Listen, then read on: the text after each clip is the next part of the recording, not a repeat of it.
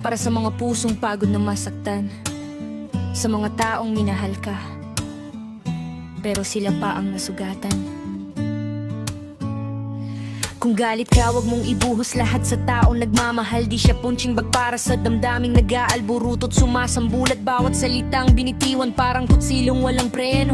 Tumitimo sa isip niya kahit tapos na ang eksena mo. Habang ikaw nagpapagaan ng bigat sa dibdib, siya naman ang naiwan na sugatan at tahimik hanggang mapatanong sa sarili sa gitna ng dilim. Ano bang mali ko at bakit ako ang sinisi? Gusto mong intindihin ka sa lahat ng desisyon. Ayaw mong may pumuna o magbigay ng opinyon. Kapag may nagsalita, pakiramdam mo'y kontrolado. Pero ang totoo, nag-aalala lang ang tao nasa tabi mo. Nakapagbitaw ka ng salitang parang apoy kung sumunog.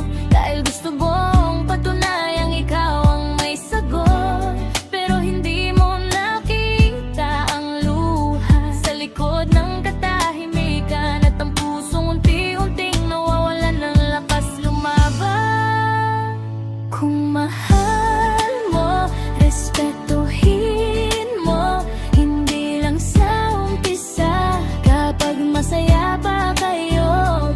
Hanggang dulo, hanggang bagyo, dapat magkakampi, hindi magkaaway sa mundo. Hanggang kada problema may paraan para ayusin. Hindi init ng ulo ang dapat pariralin. Kung mahal mo, pahalagahan mo. Dahil ang sugat ng salita matagal bago maghilom. Tapos kapag okay ka na, parang walang nangyari, parang nabura na lang lahat ng luha akabi. Ngunit ang mga salitang minsan pinakawalan, hindi basta nawawala kahit humingi ka ng paumanhin. Minsan May mga sugat na di kita sa mata, pero araw-araw pa rin pasan ng kaluluwa. Ang respeto hindi dapat nawawala sa relasyon. Yan ang pundasyon ng tiwala at komunikasyon.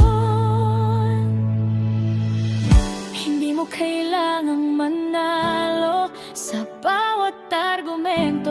Kung ang kapalit naman ay pusong wasak at tahimik sa sulo. Walang tropeo sa pagdurog ng damdamin. Ang tunay na panalo ay sabay ninyong paglampasin.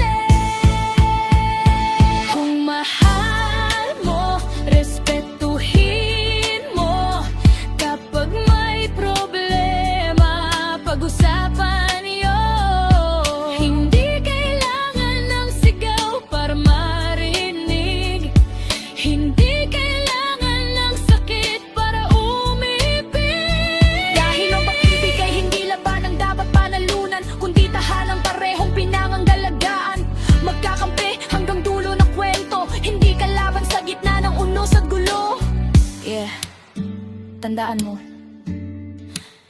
ang taong tunay na nagmamahal sa'yo, hindi mo dapat pinapasan ng galit na hindi naman niya gawa.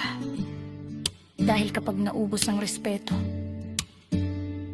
unti-unti ring nawawala ang pag-ibig. Hosapik.